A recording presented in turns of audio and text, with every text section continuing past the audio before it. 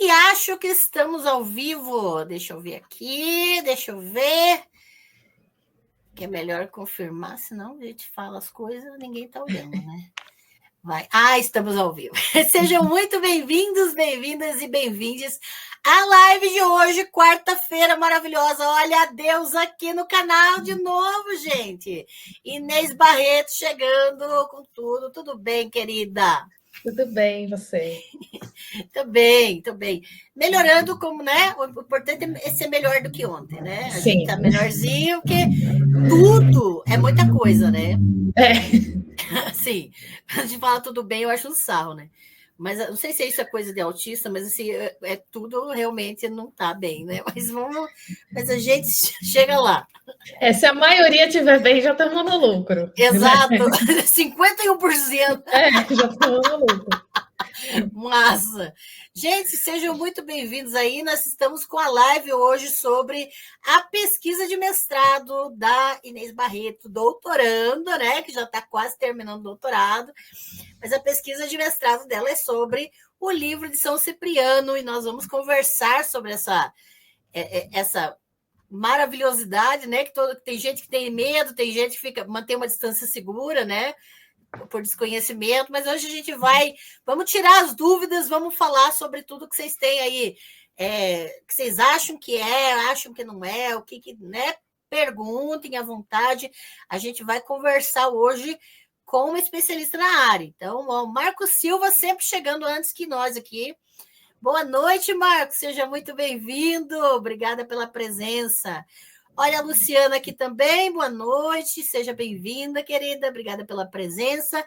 Mari, membro do canal, boa noite, Ângela, boa noite, pessoal. E aí, com os emojis exclusivos de deusas do canal.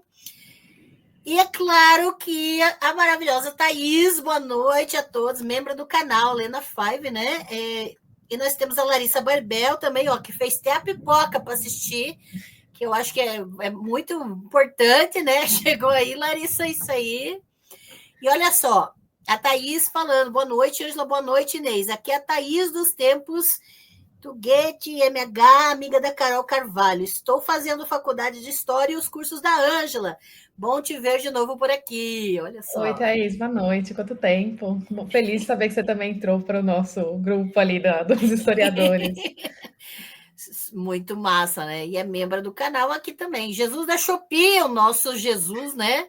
Batendo ponto aqui. Membro do canal, boa noite, doutora Ângela. Boa noite, Inês. Ansioso por essa live maravilhosa. Que bom, querido. Seja muito bem-vindo.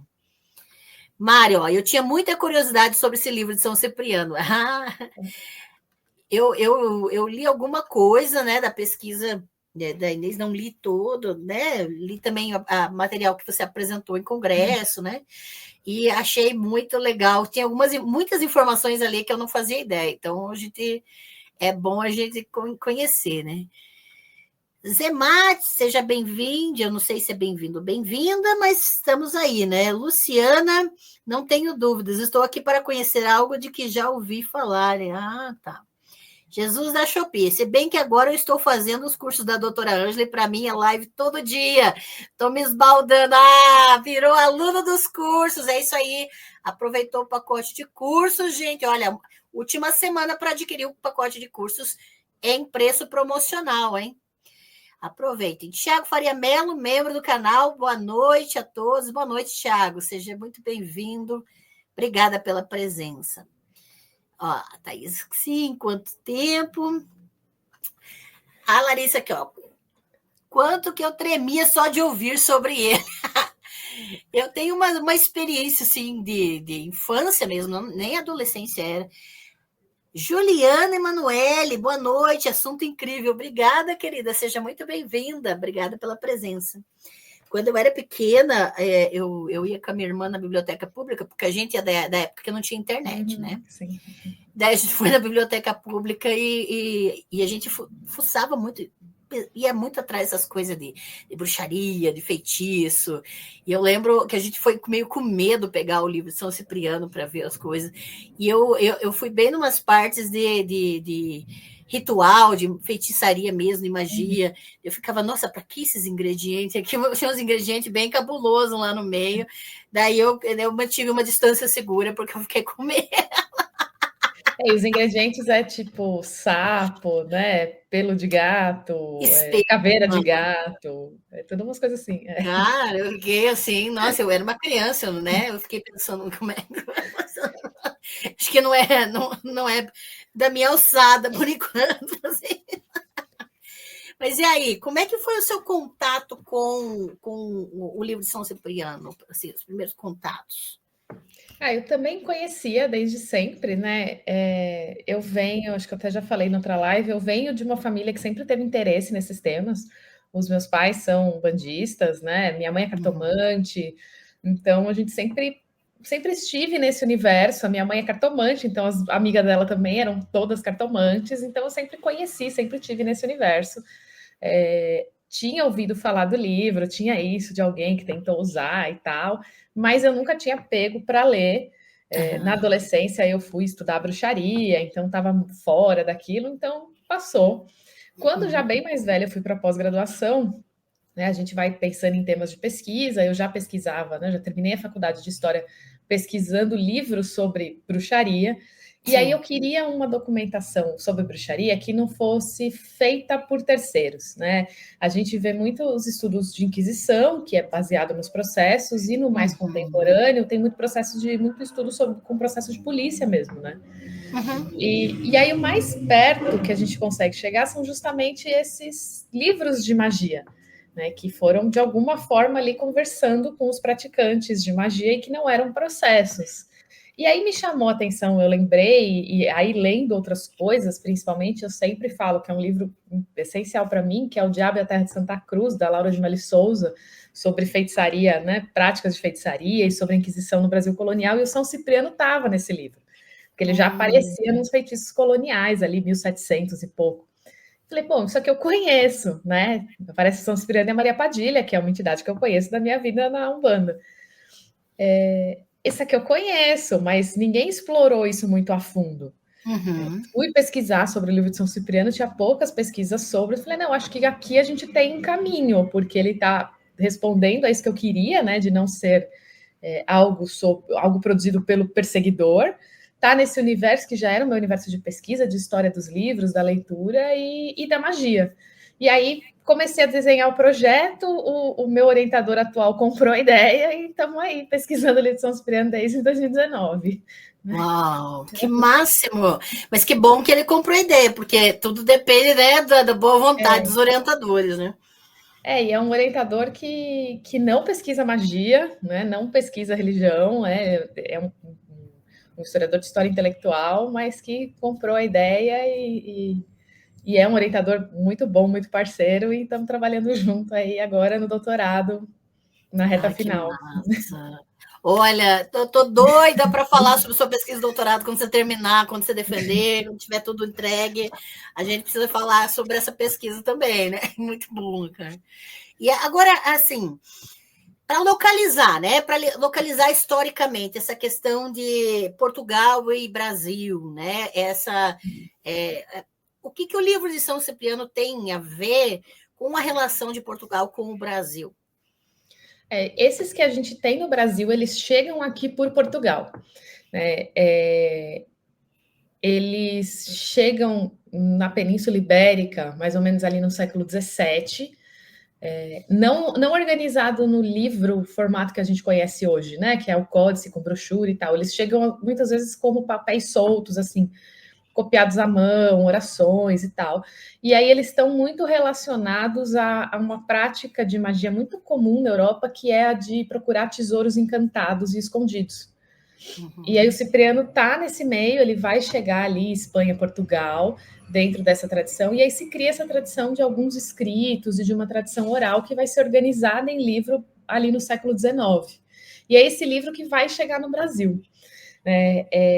Eu consegui localizar uma primeira edição do São Cipriano sendo anunciada nos jornais em 1878. Uau. Que é esse livro português, inclusive de uma livraria que era um braço de uma livraria portuguesa no Brasil. Então, acredito que esses primeiros foram importados. E eu acho, né, não tenho fontes que me comprovem, que alguns imigrantes portugueses trouxeram também. Porque está, né, tá ali naquele universo, muitos conheciam. E aí, a partir dessas primeiras edições, ela vai começar a fazer sucesso e as editoras brasileiras vão fazer as suas versões e publicar vários, assim.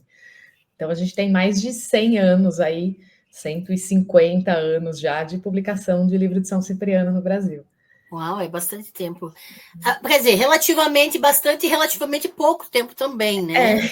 Porque tem uma tradição de um Cipriano, né, mais antigo.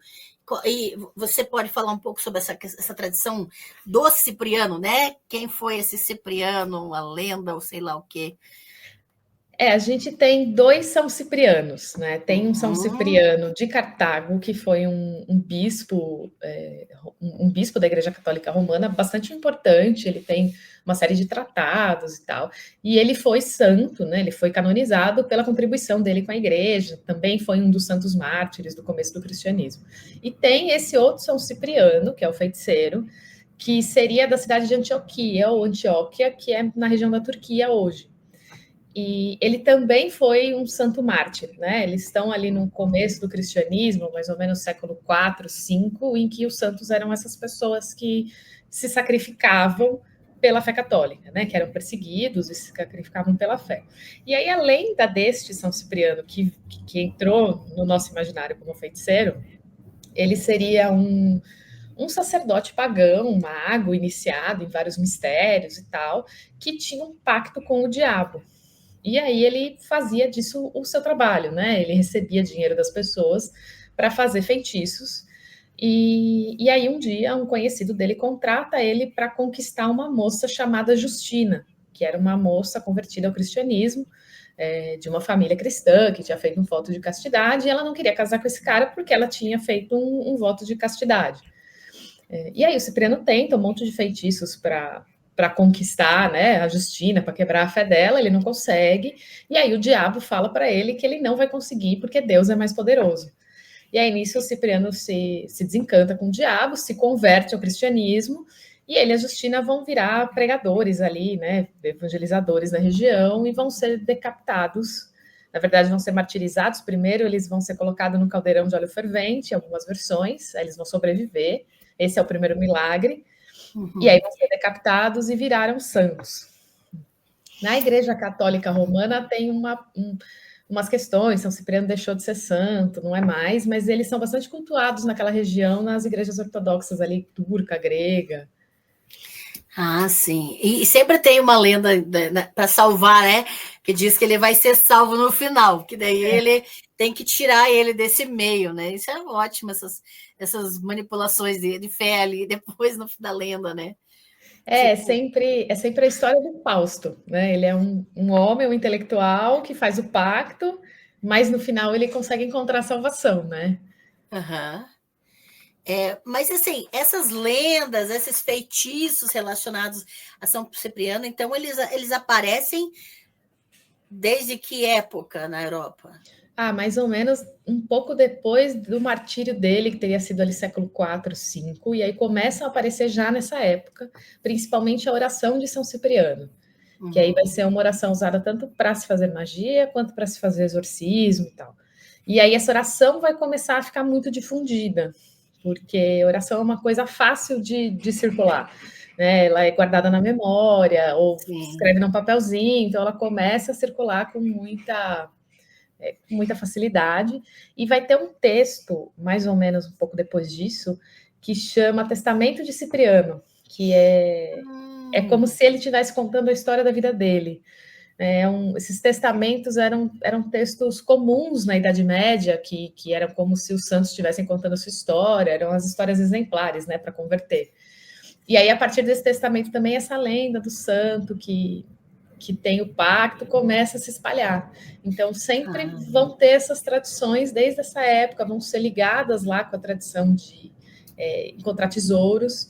E aí é muito curioso, porque ela chega para a gente, né, por Portugal e Espanha, que vai se desenvolver de um jeito. E aí, nos países protestantes do norte da Europa, também tem uma tradição de magia de São Cipriano que é completamente diferente da que a gente conhece. São os livros escritos à mão. Lá São Cipriano tem uma história de pacto, mas ele não era um santo padre, né? Ele era outra coisa. Então ela vai tomar caminhos ali diferentes, mas sempre desenvolvendo uma certa tradição de magia. Uhum. E você acha que tem, ou você encontrou alguma coisa relacionada a outras vertentes religiosas que cruzam essas lendas de São Cipriano, essas histórias? Nos livros portugueses, a gente vê algumas influências ali, às vezes só no nível da narrativa, né, do contar a história ou do mito, mas a gente vê ali as influências dos muçulmanos e dos judeus, que aparecem de uma certa forma, porque era uma coisa importante naquela região, né? Portugal e Espanha tiveram muitos conflitos étnicos ali.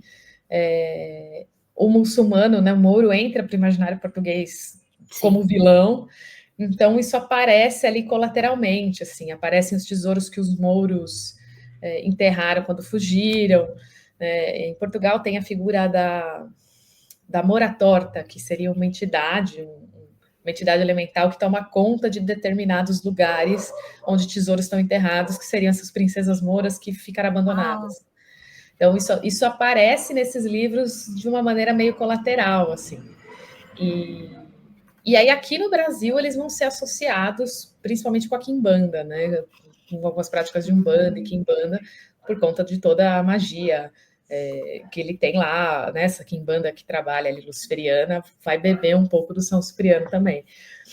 E aí tem alguns pesquisadores que conseguem conectar algumas coisas do livro, alguns feitiços, orações, com tradições muito mais antigas, como, por exemplo, textos que estão nos papiros mágicos gregos, que é ali também do século IV, V. Algumas fórmulas muito parecidas. Então, ele tem todas essas influências, assim. Mas, na essência, ele é um livro de conversão, né? Ele é um livro para convencer as pessoas a serem cristãs, né? Que no final todo mundo tem salvação. Né? Que bosta, né? Sinceramente. Tem tanta riqueza, né? Tanta coisa incrível ali. Agora, essas receitas, rituais, tem alguma. Você encontrou alguma coisa similar às receitas e aos rituais que estão ali no São Cipriano em algum outro lugar? Ou é típico dali, ou tem características próprias? O que eu vejo é que ele é muito típico daquela região ali da Península Ibérica, né? Principalmente Portugal, mas também da Espanha, principalmente da Galícia ali do norte, né?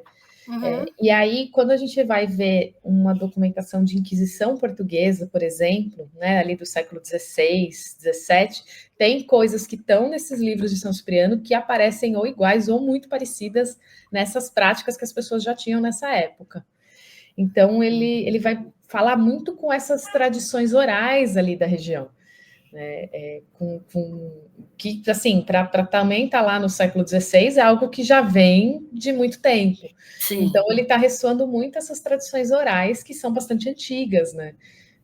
Até, assim, quando o pessoal, tem um pessoal do esoterismo, da bruxaria, que diz, São Cipriano não serve para nada, é só um monte de conteúdo ali, de enganação, e não é, ele está dialogando com uma tradição oral bastante antiga, né, que hoje para a gente é muito estranho, mas no século XVIII, XIX, algumas coisas eram muito fáceis das pessoas conseguirem, né? Certo. Algumas orações, por exemplo, dá para achar coisas similares no século XVI, XVIII, XV, fórmulas muito parecidas, assim, com poucas mudanças. É isso que eu acho incrível, porque grupos ocultistas hoje em dia, por exemplo, eles têm uma tendência de fácil rechaçamento dessas obras, desse tipo de obra, como se eles fossem os mais originais, né? Como se esses grupos fossem originalíssimos e não copiassem nada. Né? É uma coisa que às vezes, né, fica meio esquisita. Mas, assim, mesmo assim, mesmo estando misturando questões culturais da Europa, Portugal, principalmente, né? Mas esse livro chegou a ser proibido lá, né? em Foi, Portugal. lá ele foi proibido durante o Estado Novo, né, a ditadura do Salazar, ele foi proibido por muito tempo, né, durante todo o Estado Novo. E aí é muito engraçado, porque quando a proibição cai, eles começam a buscar os livros brasileiros para publicar lá. E aí, que nessa altura ainda tinha bastante coisa daquele conteúdo, mas já tinham adições nossas, né? Já estava. Isso foi, né? A ditadura do Salazar acaba em 75, então Aham. já tinha circulando aqui outras versões nossas do Cipriano e aí volta. Então é tipo uma circularidade mesmo, né? Vem para cá, volta. E as edições mais novas lá, os pesquisadores que pesquisam o Cipriano em Portugal dizem que elas já são edições com essa influência brasileira. Nossa, que máximo isso! E é uma coisa que fica até interessante, por exemplo, essa relação que você citou com a Umbanda são com entidades específicas que tem é relacionado, né? Tipo Preto Velho, É, Exu. Não, é não é com todas as entidades ali que é relacionada, né? Não, tem algumas relações com Preto Velho, Uhum, inclusive nessa Umbanda que tem essa relação com os santos, né, que são bandas mais cristianizadas, tem uhum, até o Cipriano de Cartago, que é aquele outro Cipriano, porque Cartago fica na África, então ele seria um líder da corrente dos Pretos Velhos, tá? Não em todas as Umbandas, tá? A gente só em certo. algumas, né, específicas que ainda trabalham nessa chave. E aí o mais comum é a gente ver a associação com Exu, né? Porque o Exu foi associado ao demônio, né? É a entidade na Umbanda e na Quimbanda mais próxima das práticas de magia, né? Para fazer uma magia, um feitiço, se recorre a Exu e Pombagira. E aí o Cipriano tem essa relação por ser esse mago, por ter essa relação diabólica. E aí tem essa coisa muito curiosa também da Maria Padilha, né? Maria Padilha, que é acho que talvez a pombagira mais famosa do Brasil, ela tem uma relação com uma entidade ibérica, né? Uma lenda de uma nobre ibérica que conquistou o rei por meio de magia, que matou a rainha enfeitiçando ela e que morreu muito nova de peste. E aí, quando ela morre, ela começa a ser invocada pelas feiticeiras ibéricas como um espírito para fazer amarração, para fazer adivinhações e tal. E ela chega aqui no Brasil por até durante o período colonial e tal, e ela está também no livro de São Cipriano, ela aparece em algumas invocações ali do São Cipriano. Então vai criando essa relação de alguns Exus, pombagiras com o Cipriano. Tem algumas linhas de Quimbanda que hoje dizem que se fundamentam no livro de São Cipriano. Ah, é? O fundamento mágico deles é o livro de São Cipriano. Que interessante. Pelo que porque eu estou começando a estudar, né? Mas estou no começo, né? Porque é muita coisa para estudar. Mas assim, a diferença entre Kimbanda e Umbanda, né? Porque pelo que eu entendi, a Kimbanda é muito mais na linha da feitiçaria especificamente, né? De feiticeiros, né? E ela só cultua as entidades que são os Exus e Pombagiras, né?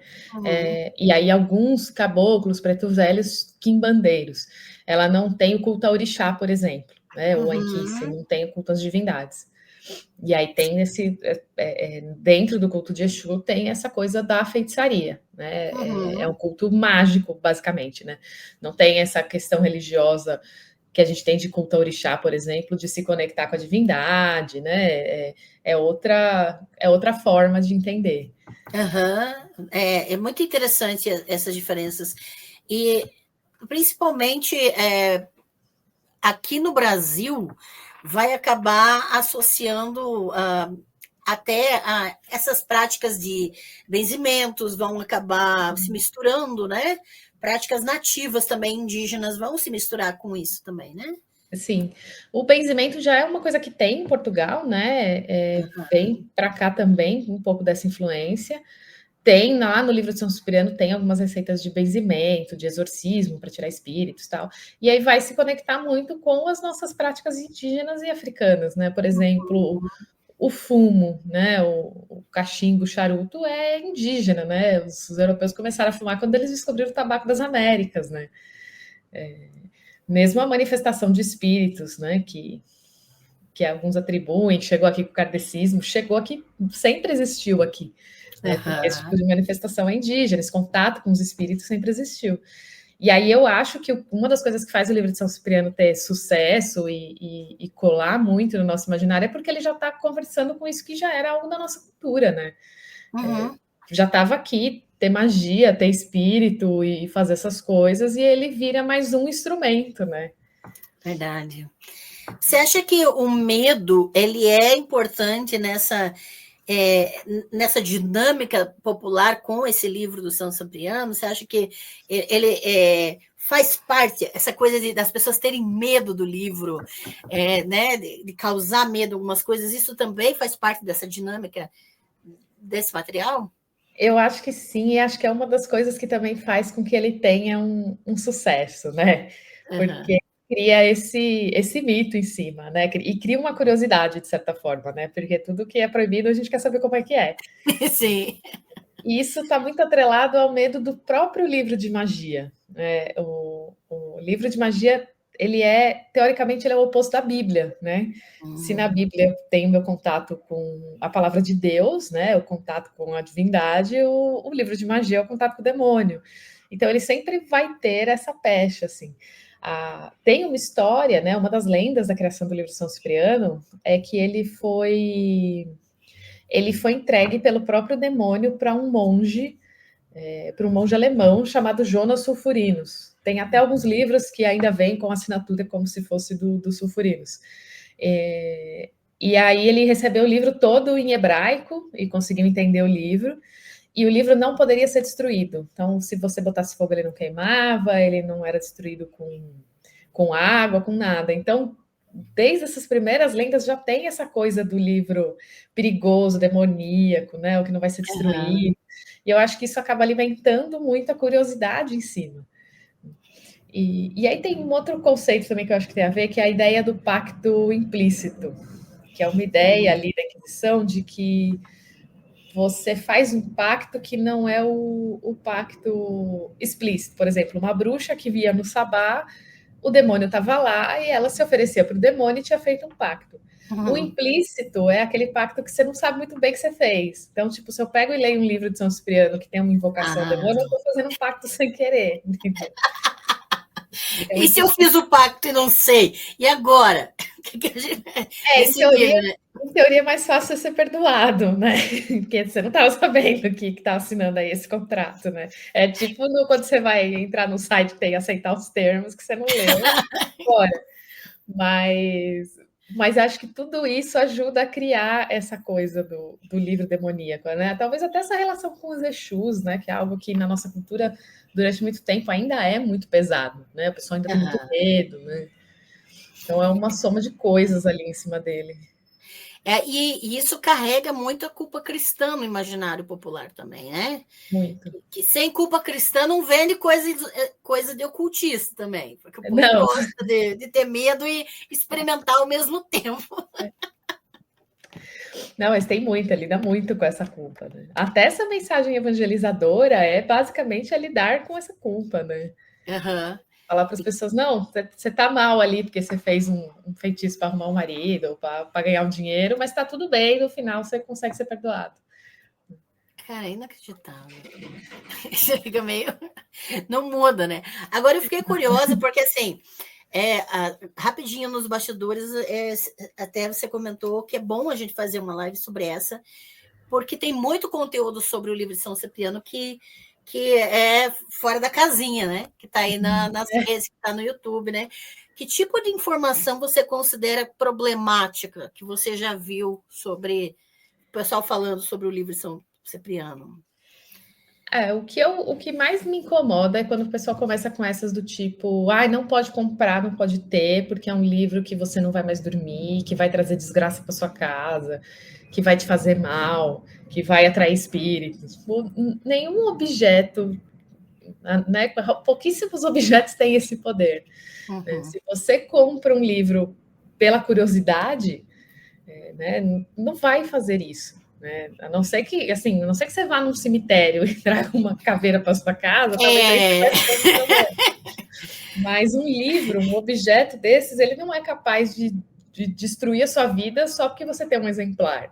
E eu sei que isso faz parte do mito, né? Como pesquisadora, eu acho isso muito curioso. Sempre tem alguém com uma história, né?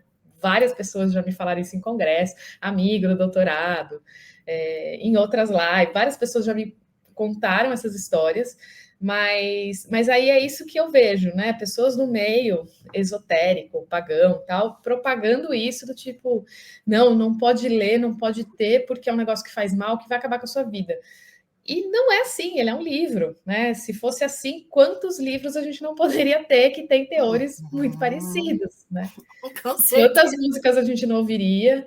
E é isso, se eu não sou cristã e o diabo não faz parte das minhas referências religiosas, não tem por que eu ter medo disso, né? Dentro do meu universo, essa é uma entidade que não tem poder, então não tem por que eu ter esse medo. E aí eu acho que acaba alimentando mitos que não são legais, tipo, as pessoas precisam conhecer as coisas, né? Faz bem a gente ter essas curiosidades, né?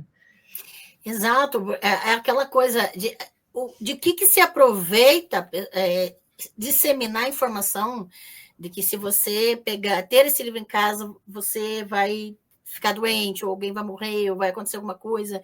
E esse impedimento ao conhecimento é problemático, né? Sim. Por causa de uma invenção, de uma lenda, de disseminar medo, as pessoas deixam de ter a informação. Isso realmente é complicado. E também tem a ver com a sugestão, né? Na magia do caos eu aprendo muito sobre isso, porque o melhor feitiço de proteção é você não ser sugestionável. Sim. Se alguém falar alguma coisa para você, você não ficar com aquilo e vai acontecer alguma coisa. Daí acontece, né? Tem isso também. Se você vai fazer uma coisa achando que vai dar errado, ela vai dar errado. Né? Exato. Já é o melhor feitiço de proteção, você não ser sugestionável. Sim. Que massa. Tem mais alguma informação que você acha problemática que estão disseminando por aí? Não, eu me incomodo um pouco com aquele tom catastrófico, sabe? Quando o pessoal vai contar a história de terror e aí entra o livro de São Cipriano, aquele livro terrível. Mas eu entendo que em alguns momentos isso é parte da contação da história. Mas me incomoda justamente isso, esse terrorismo em cima do livro que impede as pessoas de conhecer algo, né? E isso do tipo de olhar e falar assim, é 880, né? Ou ele é um livro super perigoso que não pode ter de jeito nenhum, porque espíritos do mal vão entrar na sua casa, ou ele é um livro que não serve para nada, você não precisa gastar seu tempo. Né? E existe um meio termo, né? É um livro que tem uma tradição oral muito interessante, né? Um livro que tem uma tradição oral muito rica. Tem orações lá que a gente provavelmente conhece, às vezes de ouvir falar. Né? Tem histórias mesmo, assim, contos sobre São Cipriano, sobre outros bruxos, que são interessantes de ler. Então, tá cada um indo para o lado quando pode ir no caminho do meio, né? Exato. Você vou fazer uma pergunta pessoal, posso? Pode. Você particularmente já teve vontade ou já fez algum daqueles feitiços lá? Ou já ficou curiosa pessoalmente sobre alguma dessas coisas? Curiosa eu já fiquei, mas eu nunca fiz. Até porque tem uns que tem umas coisas ali que não dá para conseguir, ou que é muito um dos meus princípios, assim, tipo usar sapo, sabe? Usar bicho. Então, não. Mas eu acho as orações muito legais. Eu acho que as orações é uma coisa que dá para a gente usar bastante. Na verdade, tem uma que a gente conhece como a oração de São Jorge, mas que também é chamada de oração do justo juiz. É mais extensa, mas aquela fórmula do que os meus inimigos tenham olhos e não me vejam, tenham pés e não me alcancem, tenham mãos e não me toquem, é dessa oração justo juiz, que aí foi depois, eu acho, se foi antes ou depois, não tenho certeza, mas que passa para a oração de São Jorge. E a oração de São Jorge é a minha oração de proteção fiel, assim, sempre que eu acho que alguma coisa está errada, é a oração de São Jorge. Então, tem sempre uma coisa. Algo que eu acho interessante são esses intercâmbios, né? Você não sabe quem veio primeiro, quem influenciou quem, né? Nessas tradições orais, assim. Sim. Isso eu acho fantástico. E no caso... e outra coisa que tem também no livro, que talvez muita gente também use e conheça, é o responsório de Santo Antônio. Que, né, Santo Antônio é um santo muito, muito cultuado em Portugal. acho que talvez seja o mais cultuado, e para algum tem uns feitiços específicos que eles mandam rezar o responsório de Santo Antônio, e aí tem uma versão em latim, que é uma coisa que muita gente conhece, muita gente usa para achar coisas perdidas, prosperidade, né? Santo Antônio tem casamento aqui no Brasil, né? Sim. E tá lá no livro de São Cipriano também. Olá, gente, aproveitem o livro, vão comprar o seu exemplar do seu livro de São Cipriano e aproveitar. No caso do casamento, não é o meu caso, não quero, mas tem outras coisas interessantes, né? Vai que acha. Então, aqui tem o pessoal já. Pessoal comentando, né? Deixa eu ver se tem perguntas aqui. Vão fazendo perguntas, tá, gente? Aqui a Larissa, quanto eu tremia só de ouvir sobre ele. É isso aí. Juliana, boa noite, assunto incrível. Obrigada, querida. Larissa, Ângela também caçava livros de bruxaria, até fiz algumas no vaso em formato de caldeirão da minha mãe. Apanhei horrores. Quem nunca, né? Mas os meus primeiros livros de bruxaria também era tudo da biblioteca da cidade. A biblioteca pública é o máximo, gente. É muito útil. Aqui, a Tiago Faria Mello. Eu via vendendo em sebos, lojas também de artigos religiosos, mais ligados no campo mágico, mas nunca peguei para ler. Olá, põe na lista, Tiago, você vai curtir. É bem fácil de achar ainda, em sebo, em loja de banda, bem facinho de achar. É verdade. Na nossa cultura, se pode chamar o livro de São Cipriano como grimório, ou o termo grimório é mais adequado para contexto estadunidense, anglo-saxão? Para mim é um grimório, eu considero um grimório, né? Tem um historiador que eu gosto muito, que é um dos poucos que estuda livros de magia, que chama Owen Davis, e ele fala que a gente pode classificar como grimório tudo que é um livro de invocação de espíritos. E ele mesmo é um dos que coloca o São Cipriano e vários outros livros, né? O São Cipriano é o mais famoso e uma das bases, mas na América Latina toda a gente tem um monte de livros de magia. E para mim é tudo grimório, né? Sim. Em português de Portugal você também acha, ou em espanhol você também acha a palavra engrimanço. É uma palavra engrimanço. Engrimanço. Que tem a mesma raiz também, vem da mesma raiz, e para mim é tudo grimório. Essa eu não conhecia, essa palavra, que legal. Mari, a minha família religiosa fazia psicoterrorismo desse livro. Dizia que quem tinha esse livro, as pessoas via a cabeça dessa pessoa andando. Essa é boa. Essa eu nunca tinha ouvido. Já vi a de que quem tem o livro vira lobisomem. Aí eu ia correndo pegar o livro, porque eu sempre fui doida para virar um lobisomem, cara. Sério. Nossa, essa do lobisomem eu também não sabia, mas se eu soubesse, eu já tinha trazido o livro para o meu altar. Essa quem me contou foi o Andrioli Costa, do Caçador de Saci, do podcast. Ele que me contou uma vez dessa do São Cipriano vira lobisomem. E essa também eu não sabia, não tinha achado ainda nas histórias. Vai ser bom. André, olha, é muito massa o podcast dele. Nossa, muito bom. Jesus da Shopee, eu só lembro dos anúncios dos gibis do Tex que meu pai lia, que vendia o livro de São Cipriano para ser enviado pelo correio, pagando por depósito postal lá atrás. Eu usei esses anúncios na pesquisa também. Né, Ai, que massa! Eu tenho uma dificuldade de encontrar alguns exemplares, principalmente os mais antigões, assim, do começo do século. E aí eu fui pesquisar anúncio de jornal, porque aí dá para saber as editoras que publicavam, quanto custava. E aí esses eu cheguei até a década de 80, porque já era muita coisa para pesquisar. Mas eu tenho esses anúncios aqui, eu não sei se exatamente do Tex, mas de algumas revistas tipo Realidade, Planeta, eu tenho aqui. Que máximo, gente. Marco Silva, a geração de hoje não conhece, mas na geração de 70, São Cipriano era muito falado, era tão até mais demonizado que os orixás. Dizem que só de ler já ficaria enfeitiçado. Eu tinha pavor do livro. Faz parte, né? Larissa, acho que ele fazia uns ungüentos para curar pessoas e virou um cara que fez pacto com o demônio. Satanás sem entender nada. Pois é, né? Tem também a imagem que se faz do diabo, né? Que também influencia em como você interpreta o livro, né? Porque o diabo não não é todas as vertentes que vão ver o diabo como um cara completamente horroroso, né? Sim. E na cultura popular de Portugal, você tem muitas histórias do diabo, do bom diabo, né?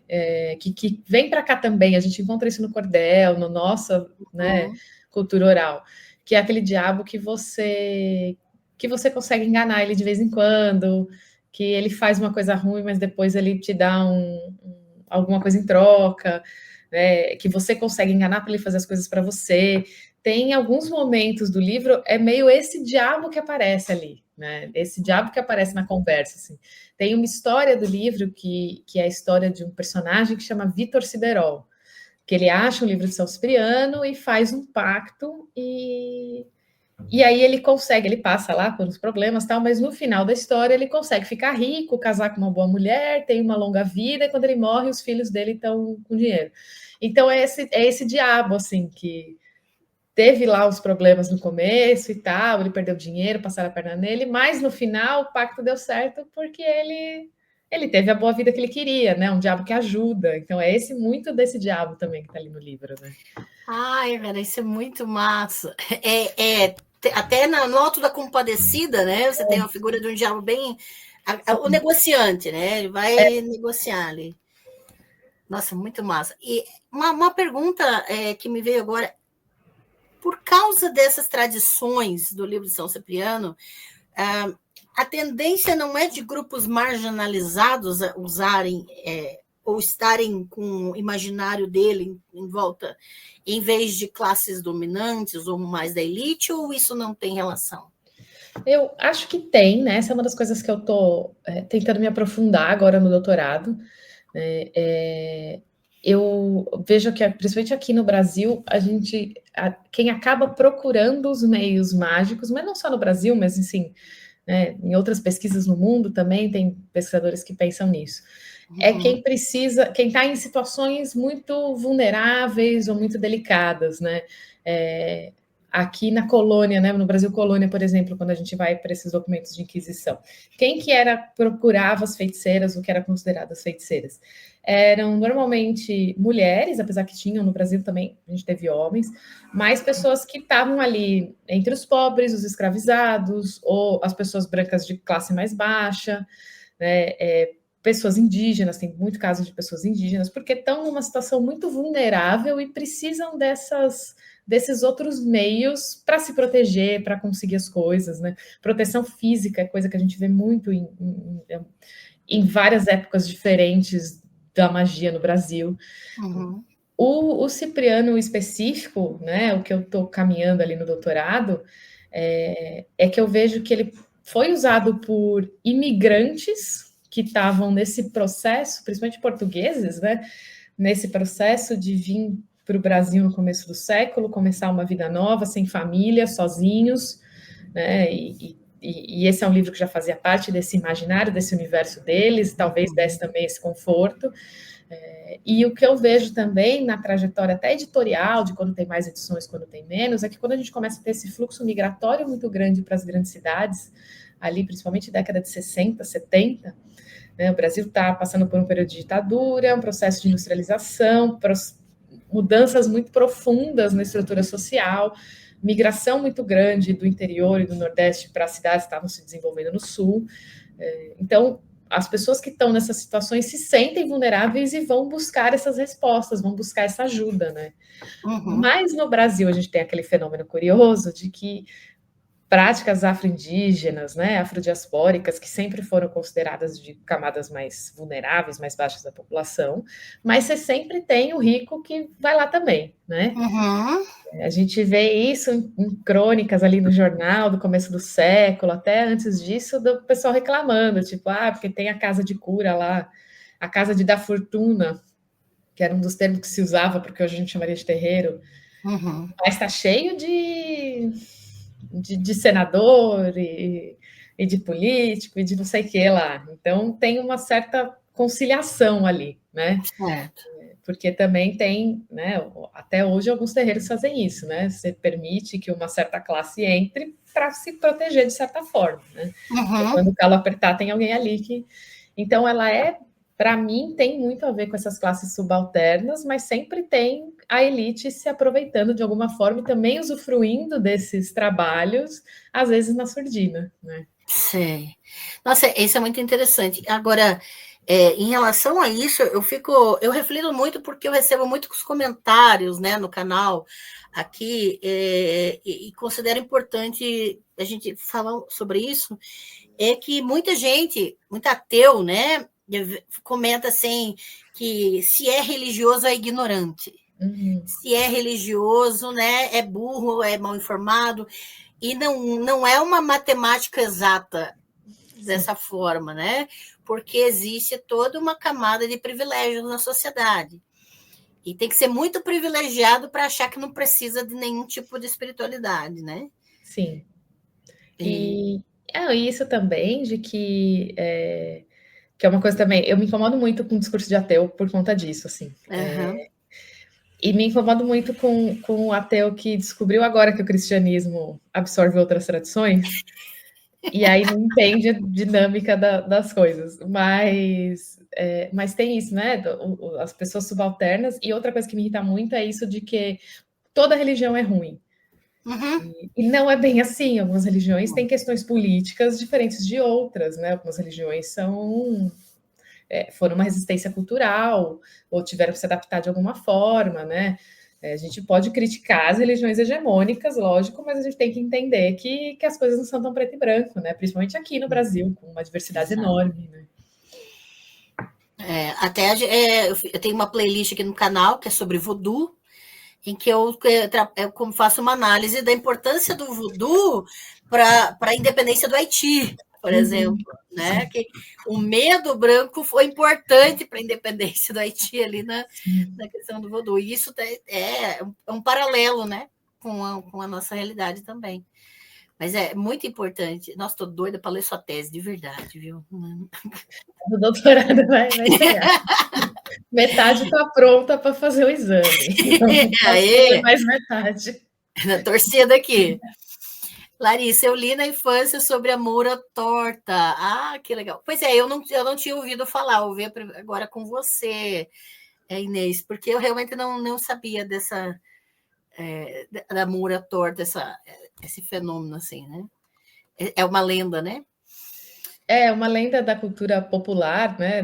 Vamos chamar para facilitar do folclore português, né? Então, as cidades que tiveram ali presença dos mouros têm essa coisa da moura torta. Uhum, muito legal. Sempre uma mulher, né? Os monstros, né? Eu até fiz uma live sobre os monstros da mitologia serem mulheres. Por que será, né? Né? Aqui a Thaisa. Então, no caso, a versão do livro de São Cipriano que foi estudada teria surgido em português de Portugal, né? É possível rastrear de onde teriam sido feitas as traduções, da onde surgiu a questão linguística, né?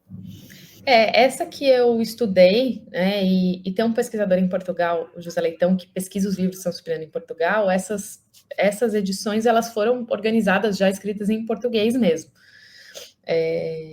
Aí tem teorias, né, tem uns que dizem que chega em Portugal pela Espanha, então seriam adaptações ou traduções do castelhano, né, e tem uns que dizem que chega na Península Ibérica pela França, porque a França, durante o século XVIII, ela vai ser a principal produtora de livros da Europa, né? Onde a indústria, onde as gráficas, a tipografia começa a se desenvolver, é daí que vão sair baralhos e tal. Então, os livros vão parar na Espanha e em Portugal pela França, até pelo caminho, que é o caminho que normalmente os livros faziam nessa época, né? Sim. Porque tinha as oficinas de impressão e tal. Mas esses livros do século XIX, eles são escritos em português. O mais antigo, que até o José Leitão conseguiu achar em Portugal, é um manuscrito do século XVIII, que também já é em português, que está, se eu não me engano, na Universidade de Coimbra. Esse também já é escrito em português. Nossa, muito legal isso. Fazer o rastreamento linguístico das obras, isso é legal. Mari, agora eu entendo que quando tem esse psicoterrorismo, essa demonização de tudo que vem dos negros da África, é feito pelo colonizador europeu branco, né? E tem a ver com as classes também, né? Classe social e tudo mais. E aqui foi muito... Né, tudo que é magia é relacionado ao elemento cultural negro, né? Até o que não é, né? Até porque não é, exatamente. Que o próprio São Cipriano é isso, né? Ele é um livro que vem de Portugal, ele tem toda uma base cristã, mas ele é rapidamente associado com a macumba, né? Tem um texto do João do Rio, que foi um jornalista super importante ali do começo do século, que foi o primeiro a escrever sobre o cotidiano do Rio de Janeiro, as ruas, né, a parte mais pobre do Rio, e foi o primeiro a escrever sobre terreiros. Ele vai nos morros e escreve o que ele viu. E ele já relaciona o livro de São Cipriano com a macumba, né? Na época, a macumba carioca era o que a gente chamaria depois de umbanda, quimbanda, enfim, né? Não se usavam esses termos. E assim, né, no tom da época, esse livro é de 1905, então é aquele tom racista, higienista, né? A gente está vendo um projeto de país que está tentando embranquecer o país literalmente, né? Então, já ali, o livro de São Cipriano é associado com práticas religiosas negras, né? Que no fim a gente não sabe se realmente era, né? Porque está ali uma opinião do autor, né? Ainda tem isso, porque tudo que a gente lê tem que contextualizar, né? Você tem que verificar da onde que essa pessoa tirou essa ideia, essa elaboração, né? O próprio chamar de macumba, né? Que macumba é um instrumento musical e depois vai mudando de sentido dependendo do contexto, não sei. Para mim fica às vezes fica muito gritante que muita gente que usa o termo está só generalizando, está só... Macumba entrou, né, para o nosso vocabulário como algo pejorativo, né? Hoje já tem linhas do povo de terreiro que traz essa concepção positiva para macumba. Né? O Luiz Antônio Simas, ele fala que macumba vem do quimbundo, quer dizer a reunião dos sábios, né? E aí tem alguns grupos que se identificavam como umbandistas, que hoje já se identificam como macumba, porque não se identificam com essa umbanda institucionalizada e tal. Então está tendo esse movimento de ressignificar a palavra. Mas para a maioria ainda é um termo pejorativo, né? Tanto que a gente brinca que só macumbeiro pode chamar macumbeiro de macumbeiro, né? Quando vem de fora isso. É bem isso. Eu acho muito bom essa... A gente vai aprendendo, né? O vocabulário. Onde a gente entra, a gente precisa se aculturar, né? Não falar besteira. A Thaís aqui. Sobre a quimbanda, teria o entendimento e o culto de Exu como orixá ou só mesmo os Exus entidades? Até onde eu conheço de quimbanda é só como Exu entidade mesmo, né? Como espíritos ancestrais. E aí vai ter uma hierarquia dentro desses espíritos, né? Tem quimbandas que você tem Exu, rei das sete cruzilhadas, por exemplo, como o principal Exu, e os outros hierarquicamente estariam abaixo dele e tal. Mas até onde eu sei, eles não cultuam Exu como orixá, né? Só cultuam os Exus entidades, espíritos ancestrais. Né? Marcos Moreira, boa noite, seja bem-vindo, Marcos. Obrigada pela presença.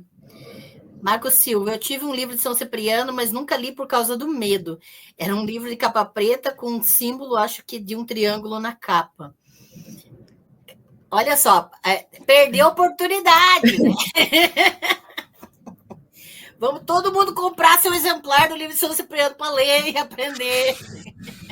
E aí todo mundo falando do medo, né?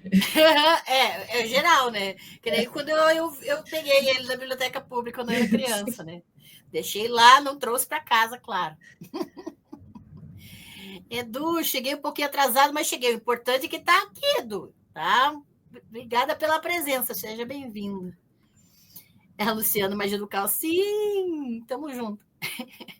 Larissa, minha avó era benzedeira. Ah, que legal. Isso é muito legal. Essas tradições ancestrais, elas estão ligadas, né, a questão da oralidade, a questão daquilo que vai ser misturado às tradições de São Cipriano também, né? Também. E vem muito dessas misturas nossas, né? De pegar um elemento que às vezes é cristão, né? Que muitas benzedeiras rezam em terço, né? Oração cristã, e aí mistura com uma erva que só tem aqui, né? Uhum. Ou incorpora um caboclo, né? Aqui tem muito disso também, né? Sim. E essas adaptações, né? Porque, por exemplo, o pessoal da Goethe, por exemplo, da Goethe, né? Pega lá, tem que ter coro do leão, não sei da onde, e aí daí você pensa, não posso fazer. Mas o pessoal da magia do caos adapta tudo, cara. Tudo. E na Umbanda também tem muito disso, né? Algumas coisas não dá para adaptar, mas tem coisa que você vai se ajeitando. Comida de santo aconteceu muito isso, né? Porque tinha Uhum. coisas que não tinha exatamente aqui o que se fazia na África e foi adaptando, né? E aí o pessoal diz, não funciona. Se pensar, eles só usavam aquilo porque era o que tinha naquele momento, naquele lugar, não porque era algo assim tão especial.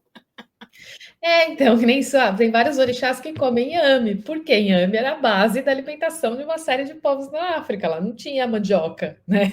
Então a Exato. divindade vai comer inhame, aqui a divindade vai comer mandioca, né? Vamos negociar, cara. Vamos negociar.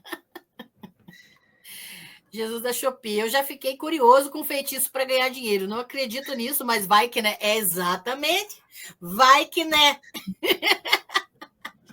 Não, a gente faz tudo que pode, né? Com o que tem. Lá, Luciana, já fiquei interessada. Mário, o medo faz com que as pessoas não vejam o livro e isso que o pânico cristão, né, quer. Isso acontece com a astrologia, com o esoterismo, adivinhação, ou seja, se perdem as crenças antigas e conhecimentos ancestrais, né? O quanto já não foi perdido por causa desses julgamentos, né, Inês? Sim. Essa é uma das ideias que eu estou tentando trabalhar, assim, de que existe uma tentativa muito grande de acabar com esses conhecimentos, mas tem alguns que insistem em permanecer ali, que aparecem em alguns momentos. Né? Então, Sim. estou tentando construir isso na minha tese, porque é isso que eu vejo muito, assim, tipo, a gente tem um país que é um projeto cristão, né? Foi Uhum. oficialmente cristão por muito tempo, governos muito aliados à Igreja Católica, mas ninguém nunca conseguiu completamente. A gente teve perseguição institucional a cartomantes, a curandeiros, até a década de 40, Uhum. mas ninguém conseguiu matar isso, né? Então essas coisas vão sobrevivendo ali num subterrâneo, mas elas continuam, né? Sim, isso é importantíssimo, porque tem um paralelo com os grupos de resistência política, né? Sim. Uhum. Isso é incrível. E o trabalho dos historiadores é esse, né? O historiador é pelo menos preservar o que temos, né? De história e não apagar. E achar essas, acho que desde a década de 80, a gente tem muito essa nova visão de contar o que ninguém tinha cutucado ainda, né? Uhum. Sair dessa história muito oficial, muito institucional e entender esses meandros do Brasil que ninguém tinha chegado ainda, né? Que ninguém tinha nem tido permissão para chegar, né? Acho que É. a partir dos anos 80 aí essas novas gerações que eu me incluo, estamos nessa toada, né? Com certeza. Os silenciados da história, né? Bem isso. Larissa, esses ingredientes como sapo ou pata de aranha não seriam ervas com esses nomes ou eram literais os Não, termos? para mim são literais. Eu sei que tem uma corrente que diz que é cifrado e tal, mas o do livro de São Cipriano é literal. As instruções são essas mesmo. Até porque no caso do sapo, por exemplo, tem uma questão de que o animal tem que morrer durante a magia, né? Que é aquela ideia de transferência, né? Uhum. Você vai fazer para uma pessoa, então pega o sapo ali, como se aquela fosse a pessoa, e ela tem que definhar, tem que morrer durante a magia. Então, para mim, é literal mesmo. Assim. Algumas Uhum. coisas que fala, por exemplo, esqueleto de gato, esqueleto de cachorro, é literal, não é cifrado, não é nada disso, é bem aquilo mesmo. Eu vejo muito. Eu tô no meu TikTok, por exemplo, né? Eu sigo muito o pessoal do Witch Talk, né? O pessoal Uhum.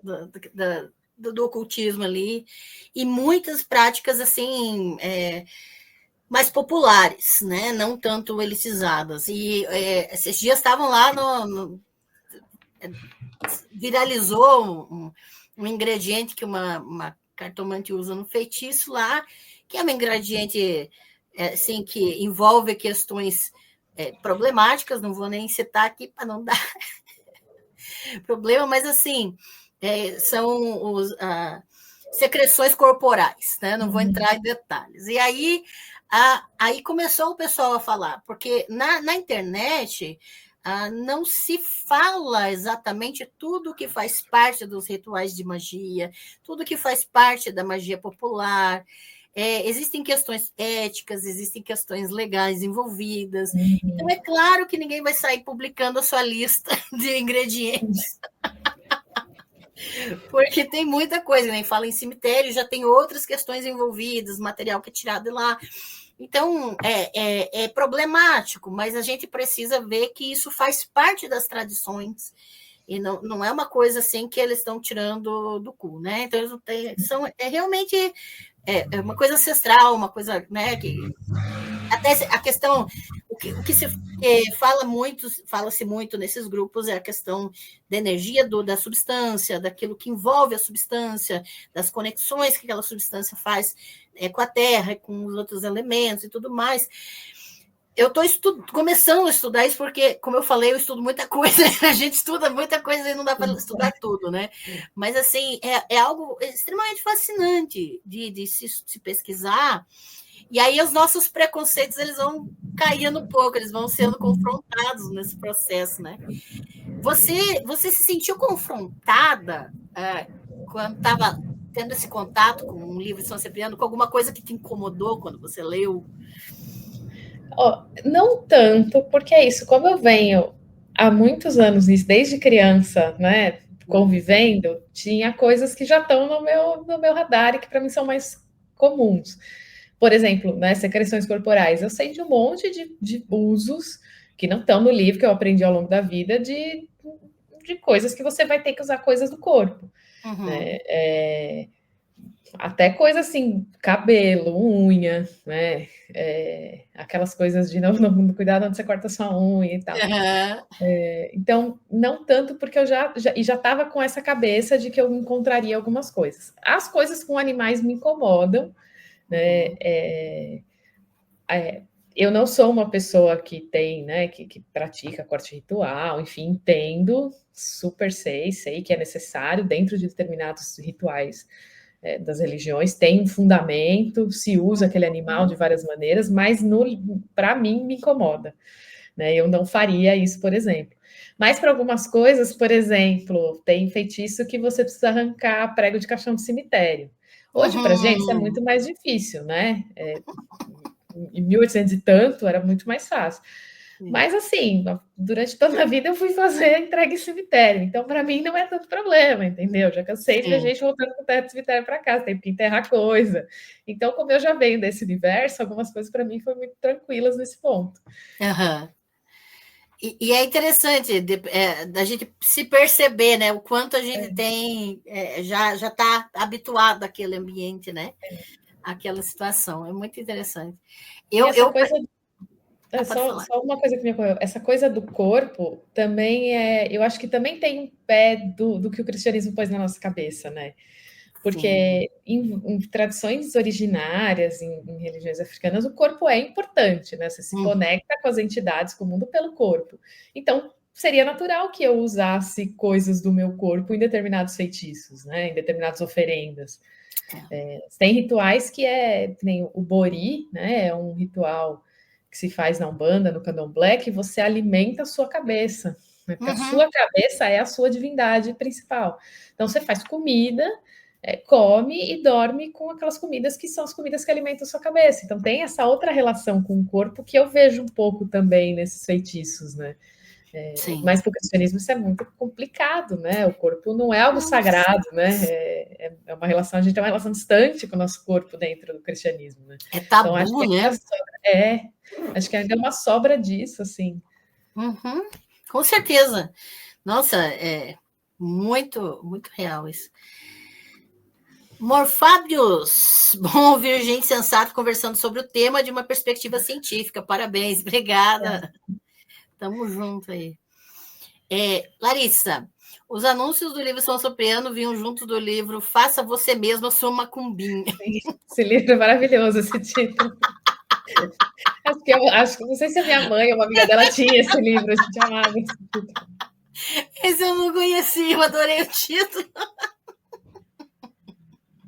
Faça Você Mesma Sua Macumbinha. Vou atrás, viu?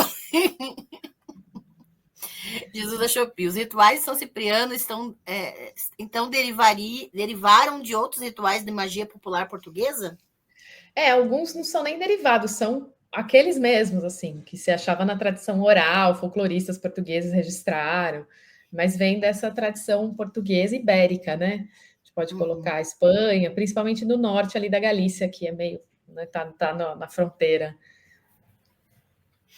Sim, ainda sobre a questão dos ingredientes, só uma observação, quando eu fiz a playlist sobre voodoo, eu filtrei muita coisa, uma porque tem a questão do respeito de privacidade do que é feito dentro de um ritual, né? Porque tem muito essa questão do sigilo de quem pratica para não abrir para quem não pratica e coisa assim, porque realmente assusta algumas coisas e pode, né, causar coisa enviesada.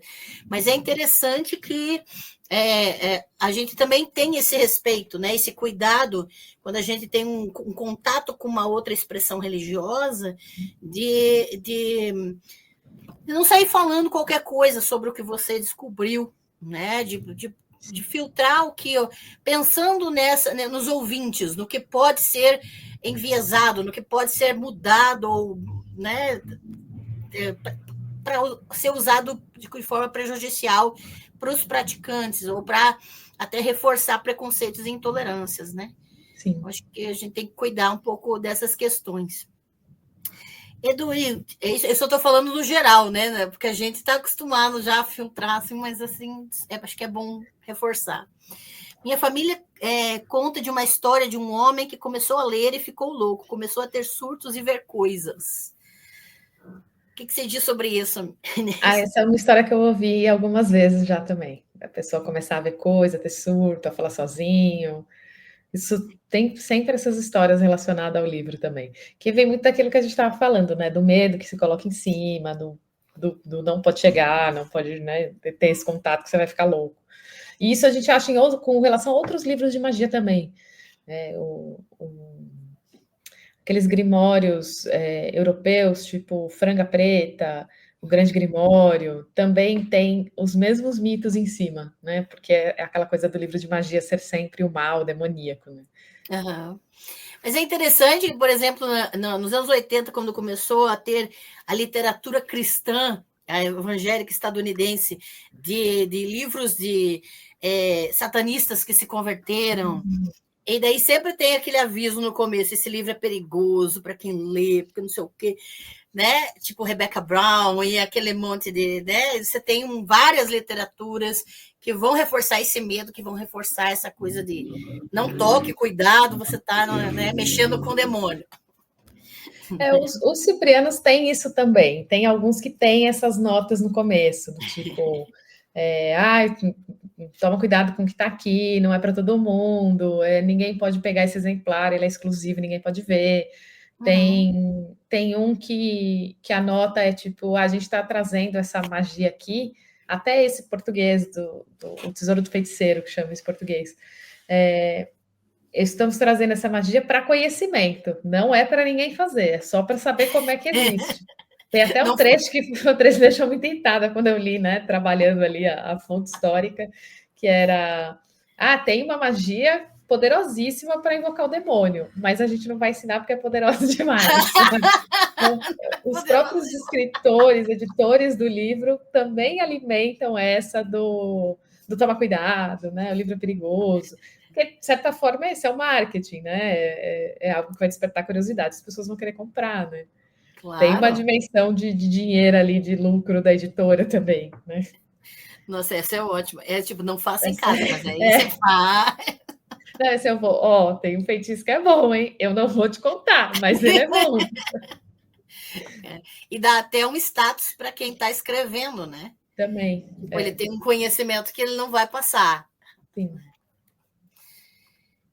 Tiago Faria Mello. Como os movimentos mais internacionais, vindos dos Estados Unidos, Europa atual, tipo Wicca, pagãos, reconstrucionistas, dialogam com o livro e com nossas tradições mágicas? Até um pouco tempo atrás, né? E aí falando da minha experiência vivendo no meio, não dialogavam em nada, né? A gente era muito influenciado por um neopaganismo Wicca estadunidense e um pouco da Inglaterra ali. Agora eu vejo que está tendo um movimento brasileiro do pessoal buscar uma bruxaria brasileira, né? Entender o que seria ser um neopagão cultuando a terra, os movimentos da terra e tal, no nosso país. E aí eu vejo que já tem o pessoal se aproximando mais dessas tradições, né, do livro de São Cipriano, de outros livros de magia brasileiros, tentando entender justamente as tradições africanas, indígenas, mas eu ainda sinto que é uma coisa meio nova, assim, que tá todo mundo ainda tentando se entender um pouco nisso do que seria uma bruxaria brasileira, né? Uhum. Pensando nesse conceito de bruxaria que vem da Europa, dos Estados Unidos, né? Não... E porque tem aqui também... Pode falar.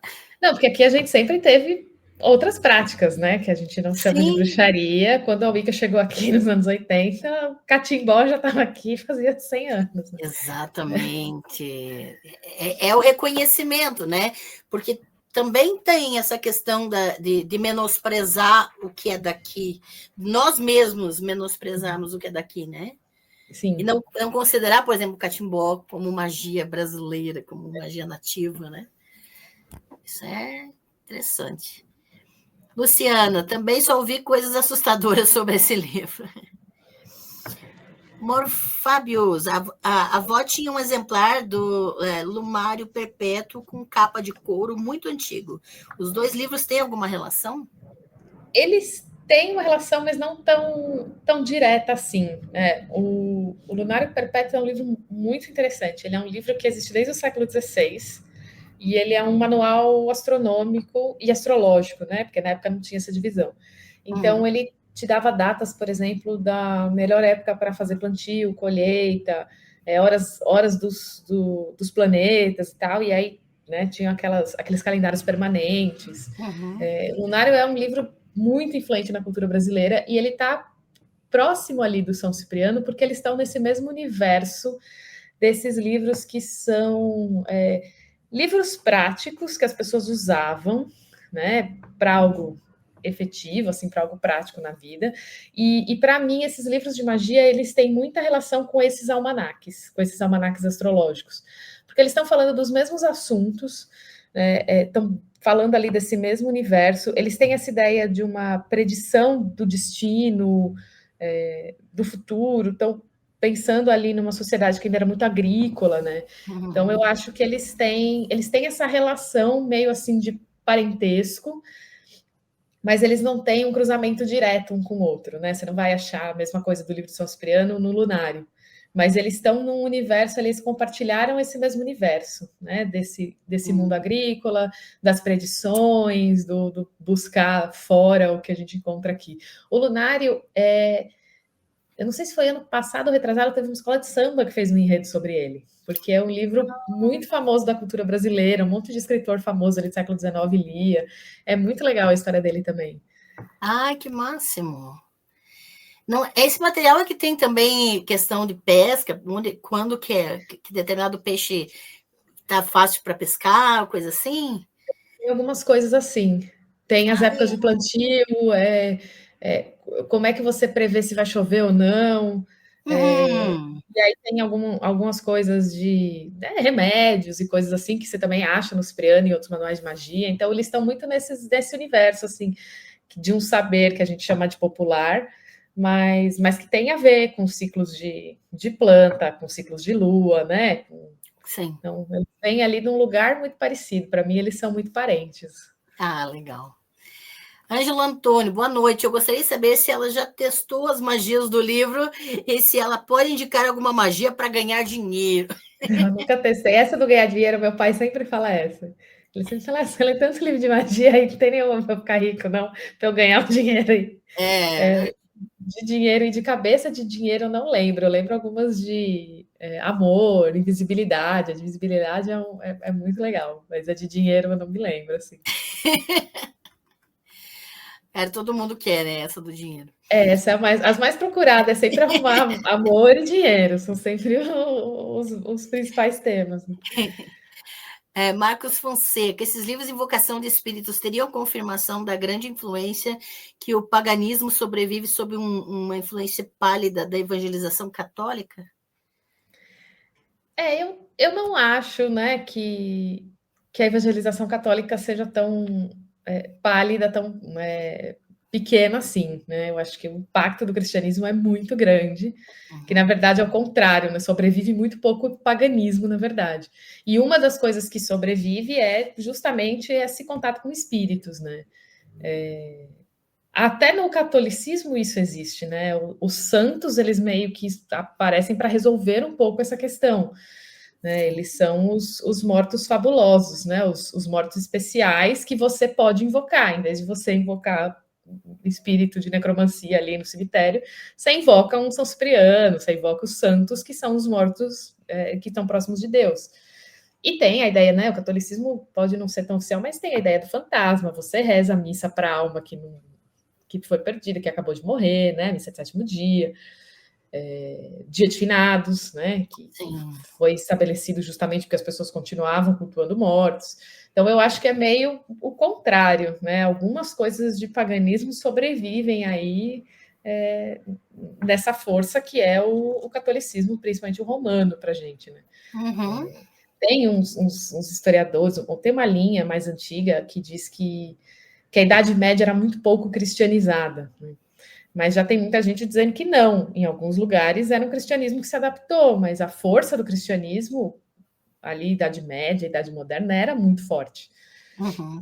Era realmente o que dominava a forma de entender o mundo das pessoas, né? A vida era pautada por isso, né? Sim.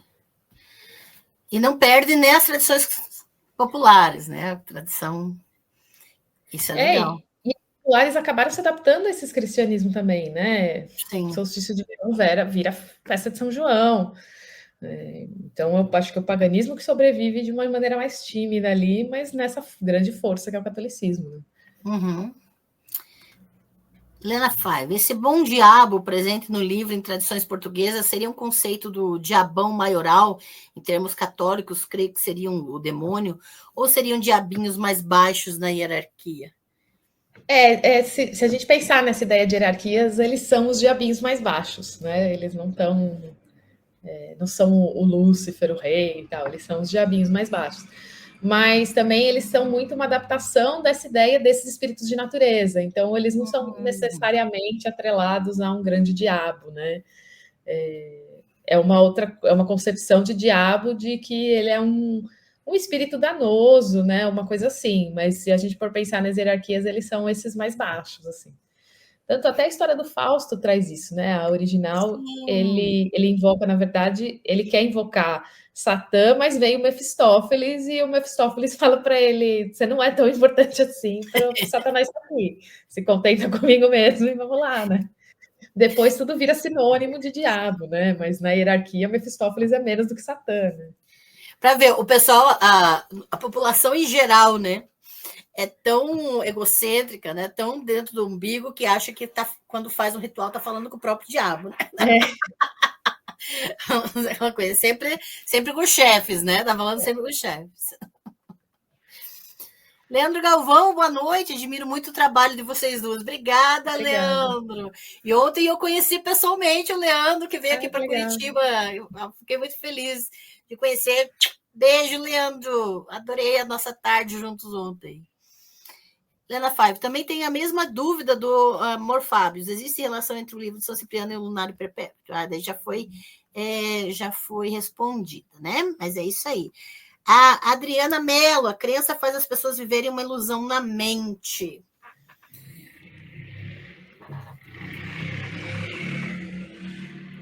Será? Será? O que você acha, Inês? Em alguns casos faz, né? Tem pessoal que acredita no mundo paralelo, né? Mas eu acho, né? Isso é uma coisa que eu aprendi, inclusive, com os amigos da ciência da religião, né, e os professores da ciência da religião, que a crença muitas vezes é o que dá um sentido para a gente, né? Dá um sentido na vida, nas pessoas, é o que motiva, né? E aí, de novo, né, falando dessas religiões que não são as hegemônicas, a crença, ela explica o mundo porque o espiritual e o físico não estão separados, né? Então, ela dá esse sentido, né? Ela dá essa cola no universo, né? Não dá para a gente dizer que é só uma ilusão, né? Principalmente porque se tem. Isso eu tenho aprendido da terapia, né? Que muitas vezes não é tão importante o que é real, o que é verdadeiro, porque ninguém tem uma verdade objetiva, né? Também, é É verdade. como a gente se sente em relação àquilo, como a gente trabalha em relação àquilo. E acho que isso tem me ajudado muito até a trabalhar o meu pensamento, porque eu já pensei dessa forma, né, de achar que a crença em si não é a realidade, mas a realidade é como nós lidamos com isso, né? Então, existe uma linha tênue entre a paranoia e a religiosidade. Entretanto, não é a maioria. A paranoia não é uma coisa mais comum, não. Então, acho que vale a reflexão, né? Isso é importante. Juliana Emanuele, conheci São Cipriano através da minha bisavó, que era benzedeira, preparava poções incríveis e estudava muito. Tenho muito orgulho e me inspiro nela. Salve, dona Otília! Salve, dona Otília! Que delícia! Nossa, agora eu fiquei com vontade de conhecer sua bisavó. Que máximo! Eu acho tão precioso, né, essa questão do valor das tradições ancestrais. José Leitão, seja bem-vindo. Marcos Fonseca, o dualismo seria a mãe da magia, como a religião do zoroastrismo na crença de duais divindades em guerra entre o bem e o mal?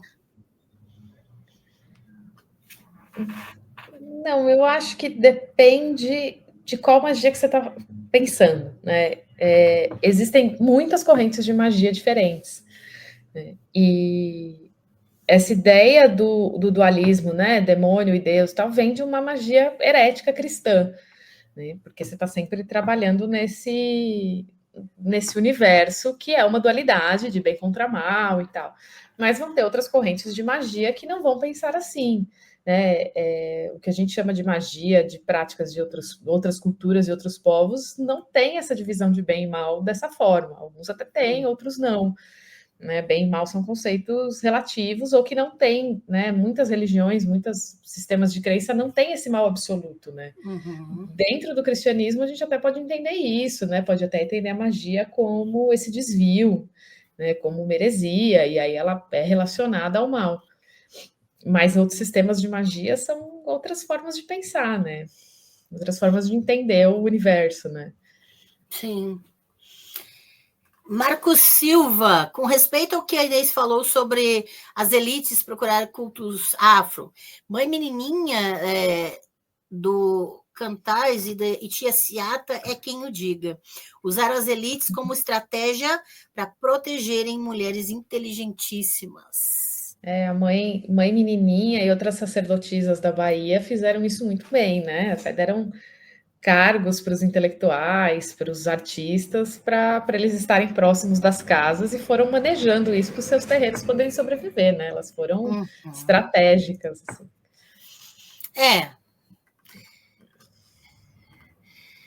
Maria Helena Amaral, membro do canal, seja bem-vinda, querida. Boa noite, Ângela e Inês. Só para registrar que estou quietinha assistindo.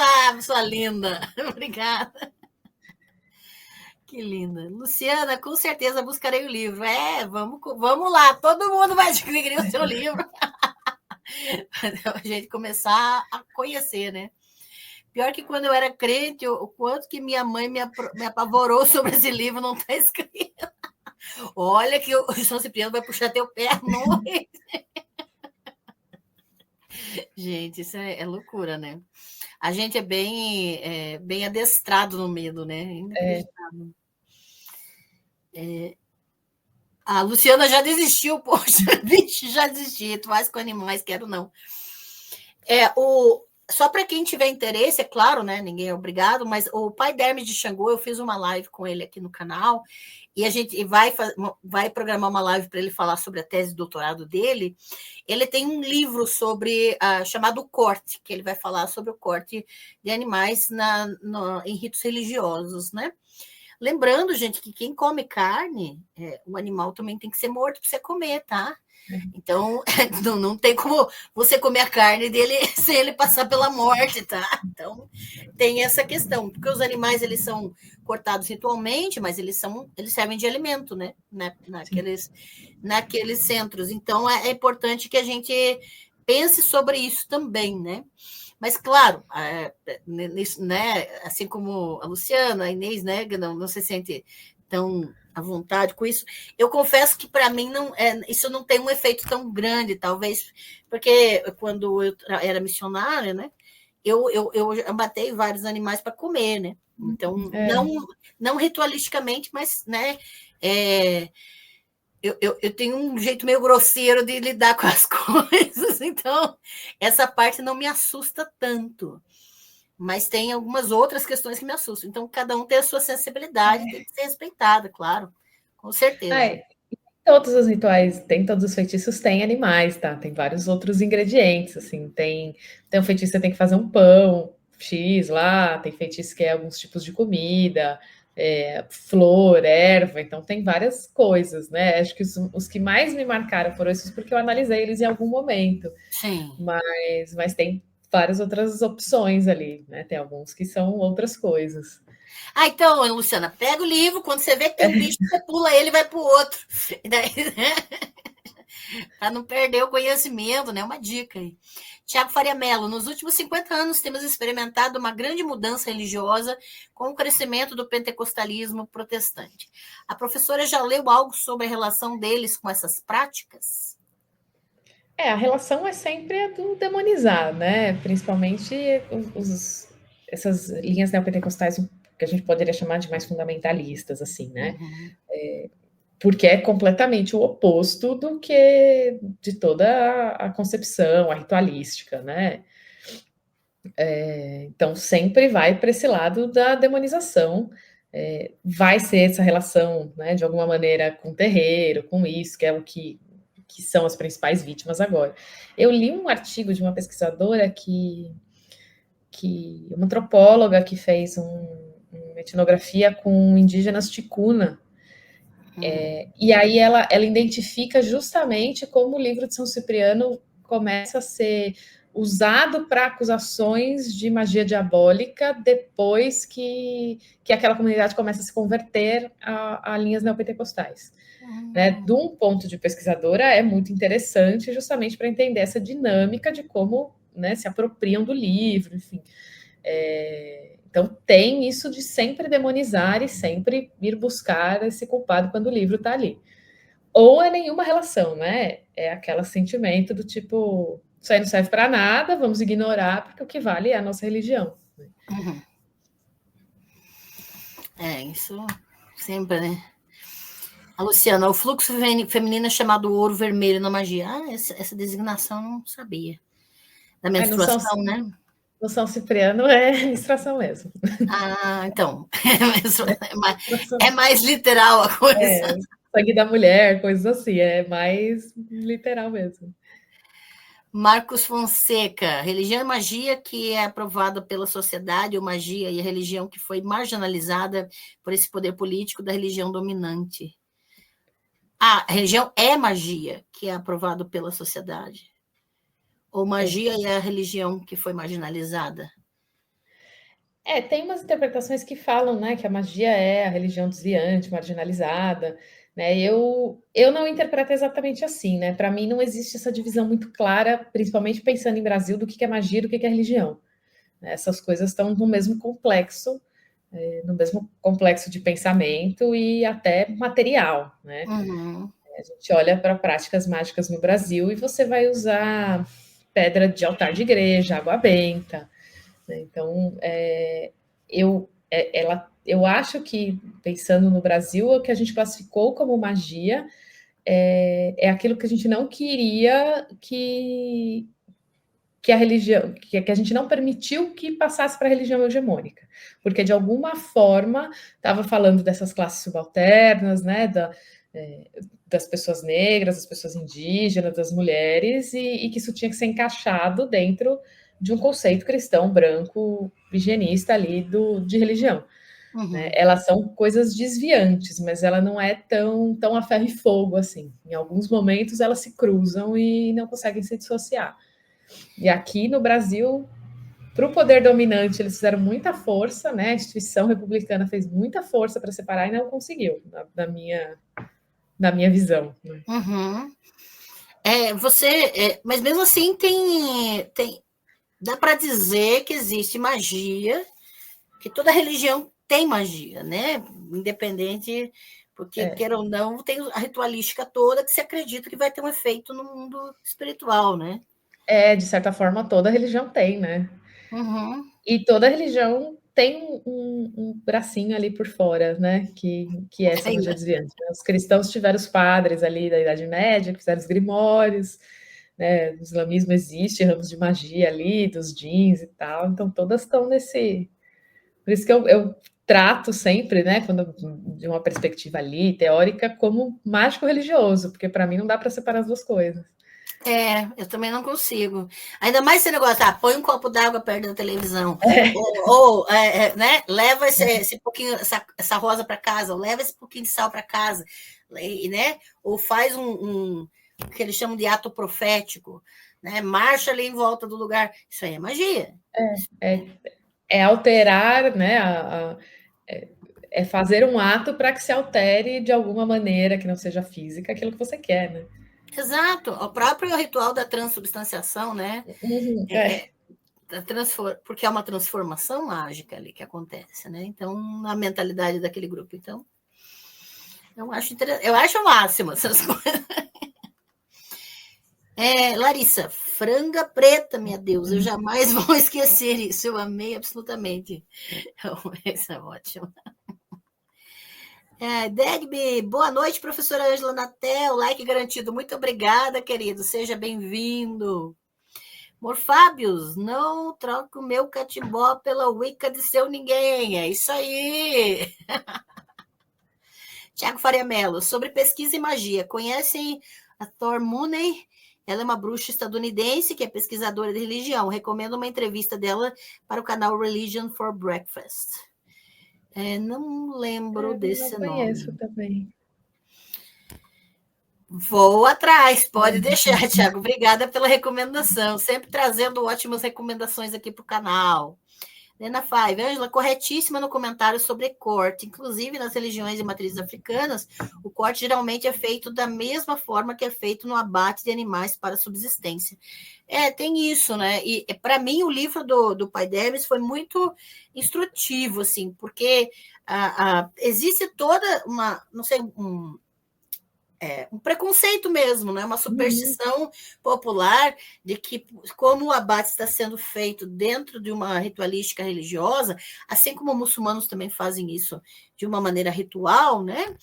Que é a carne halal, que eles chamam, também é consumida da mesma maneira, tem ali, não é uma coisa por puro prazer, né? Ou sadismo que se faz isso. Tem uma ritualística, mas é a questão da subsistência do grupo ali, da casa, né? Então, eu acho importantíssimo lembrar. Obrigada, viu, querida? Lena sempre trazendo carinho para a gente.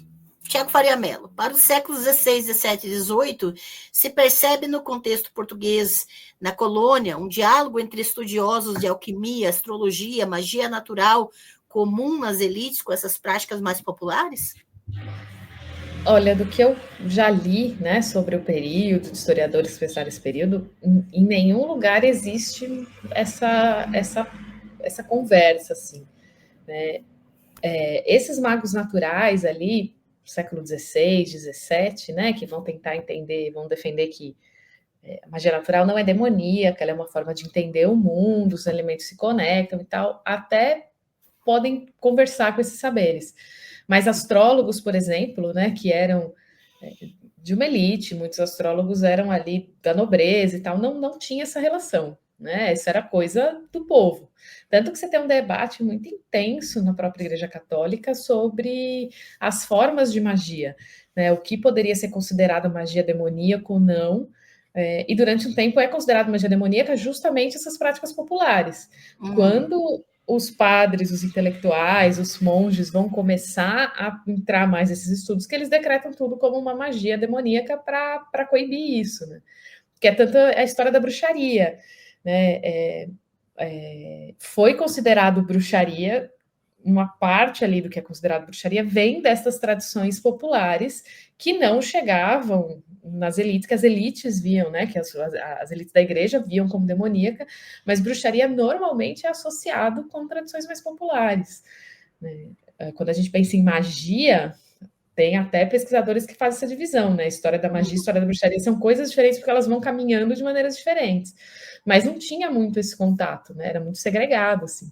E eu posso estar errada, mas até onde eu sei do contexto português, você não tinha grandes nomes de astrólogos, de magos naturais, como você tem, por exemplo, no século XVI ali, o John Dee na Inglaterra, né? Que é o astrólogo de confiança da Elizabeth I, que faz todo aquele contato com as inteligências superiores. Até onde eu sei, né? Posso estar errada, posso estar deixando passar, você não tinha isso em Portugal. Né? Portugal é um país, Portugal se organiza como Estado muito precocemente, ainda lá no século XIII, e como um Estado cristão. Então, eles começam ali a expulsão dos muçulmanos, tomam todo aquele território que a gente conhece como Portugal, e é um Estado muito cristão, porque desde o século XIII, quando o pessoal ainda estava discutindo isso, Portugal já era cristão. Então, não teve muito espaço para essas coisas crescerem, né? Nossa, interessante, né? Luciana, isso mesmo, terá muito conteúdo a aproveitar ainda. Sobre os animais, os rituais, penso que só os veganos têm razão em ser contra isso. O veganismo vai ter resistência, né? E é preciso respeitar também essa questão, porque é uma questão política, né? Importante, e a gente também precisa pensar sobre isso, né? Muito obrigada, viu, Luciana, por esse comentário. Quer comentar alguma coisa, Inês? Né, mas é isso, né? Existe todo um preconceito, toda uma crítica ao uso de animal ritual em religiões afro. Só que aí no Natal todo mundo compra um peru que sofreu maus tratos, que recebeu um monte de remédio, e tá reclamando da galinha lá que foi criada, né? Porque também tem isso, esses animais eles são criados por pessoas, ou são criados dentro do terreiro mesmo, né? Em terreiros que tem espaço para isso, ou são criados por pessoas que vendem para isso, eles são criados ali bonitinho, não no processo industrial, né? Muitas vezes eles têm uma vida melhor do que o frango o Chester que a gente está comprando no Natal, que é uma celebração religiosa em que todo mundo come carne, né? Então tem muito dessa hipocrisia aí também de. Na Páscoa é o peixe, né? Aí no Natal, peru. Coitadinhos. Ou leitão, né? O leitão, é verdade. Que dó. Pernil. Não, eu tenho trauma de leitão.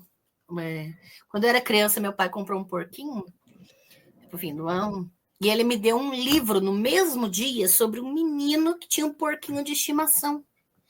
E o pai trouxe um porco vivo para dentro de casa. Então, enquanto eu estava lendo que o menino dormia com o porquinho, que era amigo do porquinho, eu estava ouvindo os gritos do porco. Então, gente, tem gente que é expert em traumatizar as outras pessoas, sinceramente. Sinceramente. Pois é, o pobre do peru de Natal, exatamente. São questões assim, éticas, né?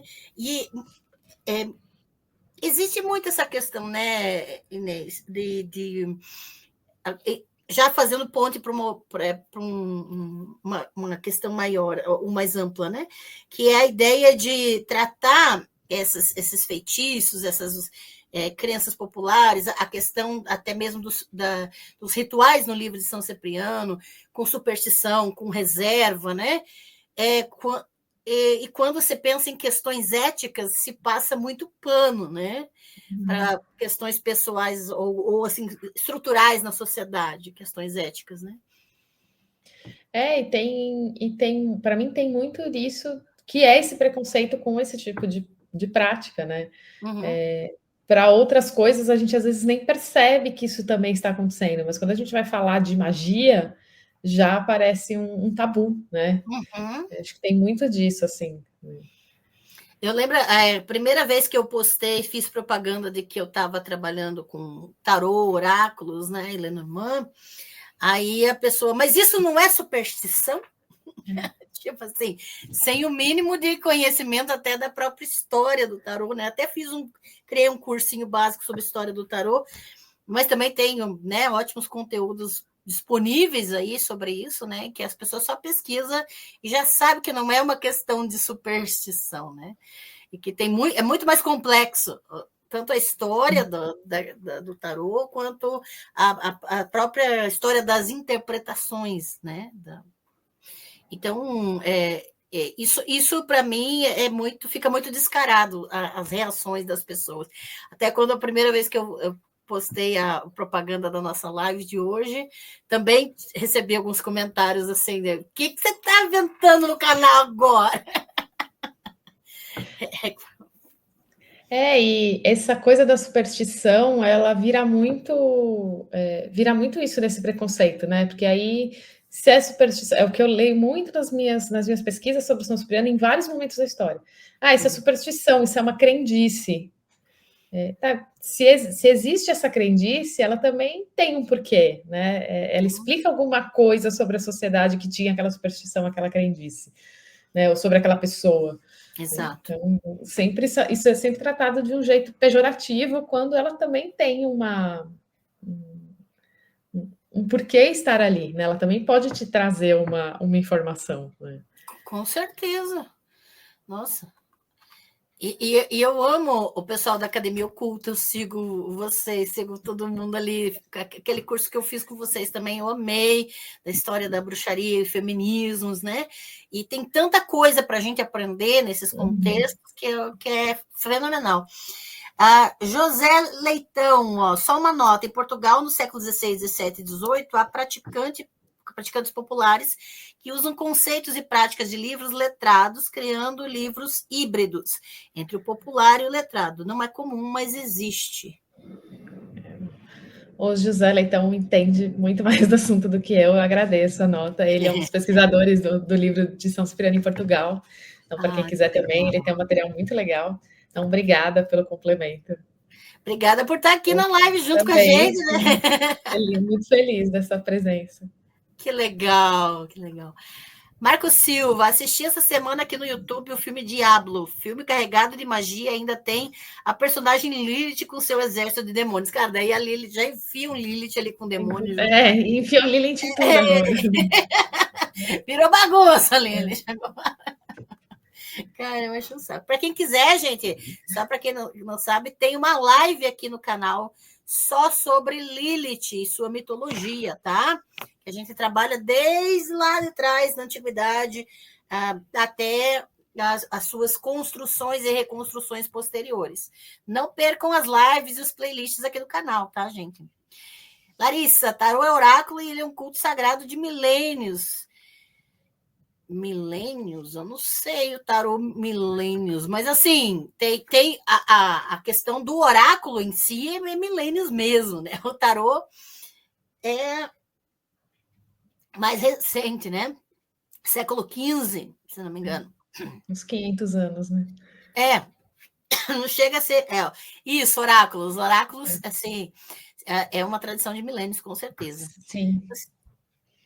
E é uma delícia, né? Sua mãe minha mãe é cartomante, legal. desde sempre. A minha mãe tem até um tarô que ela começou a ler quando não era difícil importar, não publicava aqui. E aí ela tem um que ela xerocou de um livro em espanhol e colou em carta de baralho normal. E aí eu tô tentando descobrir de onde saiu esse tarô. Já tá até apagado e tal. Legal. Até o Júlio Soares, do Fortuna Arcana, que é um tarólogo incrível, também tá me ajudando. Aí a gente tá nessa busca de tentar descobrir qual tarô é esse. Ai, que máxima essa aventura. Porque ele tem uma carta que a gente só achou nesse tarô, que é um arpia e tal, e aí a gente tá tentando descobrir aí faz uns meses que tarô é esse aí da minha mãe. E esse é o tarô que a gente fala para ela que, tipo, quando a gente quer saber alguma coisa assim, não quero esses aí, o que você usou para seus clientes, eu quero aquele lá, o xerocadinho lá de 1970. Básico, né? Luciana, achei incrível o tema da live de hoje. Obrigada, querida. Larissa, minha família é gitana e depois minha mãe não sabia porque eu sou bruxa. Por que será, né? Lena Five, tem que ir, vou ver o resto da live na gravação. Um abraço, Ângela Inês, obrigada pelas respostas. Obrigada, queridas. Obrigada. Luciana, na série de animação Hasbin Hotel, Lilith teve uma filha com Lúcifer. Nossa, terminou de fazer a salada, né? Da animação. Ah, sim, cigana. Beleza. Olha, eu não sei se você tem alguma outra informação sobre o livro de São Cipriano que você queira acrescentar. Eu acho que só, né? Acho que o que faltou falar também foi do livro aqui no Brasil, né? De como ele vai ser reapropriado pela gente aqui, né? Vai trazer, se a gente pega até os livros mais recentes, tem um núcleo ali que é esse mesmo, mais ou menos esse mesmo português, sem grandes alterações, às vezes algumas alterações de ordem e tal, mas a gente vai ter versões brasileiras muito criativas, assim, que vão trazer conceitos de astrologia muito contemporâneos, que não estavam naqueles originais, vão trazer signos, vão trazer outras leituras de carta, né? E tem uma coisa que talvez também as pessoas tenham ouvido falar, que é famoso, que tem uma oração chamada Oração da Cabra Preta, que é muito comum nos livros de São Cipriano no Brasil, aqui a partir ali dos anos 40, 50, que é uma oração que era muito usada no Nordeste, que passa para o livro. E aí, para alguns livros, isso vira também um apelo comercial, tipo o exclusivo com a oração da cabra preta, porque é uma oração considerada demoníaca, que fala da cabra, que sobe o morro e tal. Então, a gente no Brasil vai fazendo essas adaptações, vai trazendo essas coisas da nossa cultura, juntando com o que já estava lá, né? Então, eu acho isso também é uma coisa que eu acho muito interessante no fenômeno do livro de São Cipriano. A gente sempre vai achar o núcleo da vida do santo, sempre vai achar esses conteúdos ali que estão lá desde o século XIX, com um monte de outras coisas novas que os autores foram colocando, que fazem parte da nossa cultura oral, que também vai passar para o livro. Né? Sim. Ah, Larissa, depois a coitada da Cabra Preta foi parar na maçonaria. Cabra Preta é outra coisa que todo mundo arruma uma coisa para ela, né? Ai, cara, inacreditável. O pessoal nem é original nessas horas, né? Jesus da Shopee, adorando essa live. Também quero ler a tese da Inês, ó. Olha, muito obrigada, Inês. Obrigada pela sua vinda a esse canal. Você é sempre bem-vinda aqui. Ano que vem a gente já começa com mais visitas suas aqui, né? Mas estamos torcendo pela sua tese de doutorado, pela sua defesa. Não é a gente sabe que não é uma caminhada muito simples, principalmente no final, né, da reta, mas assim, você vai tirar de letra, né? E a gente, nosso canal aqui, a gente ama muito você e seu trabalho, e estamos torcendo por você. Lembrando que o Espaço das Deusas, que é a comunidade de membros aqui do canal, gente, é que patrocina essas lives maravilhosas, tá? Porque nossos convidados têm remuneração, hein? Porque nós temos que valorizar os pesquisadores aqui no Brasil, hein? É importantíssimo valorizar o trabalho. Quando vocês convidarem a maravilhosa Inês Barreto, não esqueçam de remunerar, hein? Porque tem muita gente que simplesmente quer trabalho de graça de mulher aqui no Brasil. Não compactue com isso, beleza, gente? Morfábios, toda lua nova, meu avô me levava para a calçada de casa para rezar a oração da lua nova. Não sei de onde ele tirou isso. Você já viu isso? Essa também eu não sei, não. Mas fico curiosa. Exato! Cada coisa que a gente aprende aqui. Isso mesmo, aqui no canal, convidados têm remuneração, tá? Por isso, o Espaço das Deusas aqui no cantinho direito superior da tela, você tem a logo do Espaço das Deusas, feito pelo Jesus da Shopee, que é o nosso membro do canal também, que patrocina as lives, que a gente pode ter também sorteios de livros e cursos. Participem, gente. Inês, muito obrigada pela sua visita, muito obrigada pela sua aula aqui, né? Nossa conversa deliciosa. E quer deixar uma palavra para o pessoal aí? Fica à vontade. Quero agradecer o convite. Gosto muito de vir aqui, sou sempre muito bem recebida, muito acolhida. As perguntas são sempre muito boas, então fico bem feliz de estar aqui. Gosto muito de falar desse tema, né? Como eu estava falando no começo, é o meu grande tema, né? Estou nele desde 2019. Vou voltar um pouco para ele no doutorado também. Estava até revisando esses dias aí o capítulo sobre. Uhum. Então, fico muito feliz e fico feliz de voltar aqui outras vezes também. Então, um abraço aí para todo mundo. Obrigada. Vai ser uma delícia caminhar mais perto de você, mulher. Que delícia. Vamos construir muita coisa juntos. Gente, sexta-feira tem live sobre as duas Tamars, violência doméstica na Bíblia Hebraica. Nós tivemos ontem o Dia Internacional de Luta contra a Violência Doméstica, né? A violência contra a mulher. E na sexta-feira nós vamos ter uma live falando sobre violência doméstica na Bíblia Hebraica, com as duas personagens Tamar, tá? Não percam, muito material para vocês, e a gente se vê na sexta. Isso aí, Inês, Deusa e doutora, né? Isso aí. Então, o pessoal agradecendo aqui, né? A Luciana, muito obrigada, Inês. Marcos Fonseca, muito obrigada pelas respostas. Adorei a professora Inês e muito admiro a professora Natel. Muito obrigada, Marcos. Obrigada pelo carinho.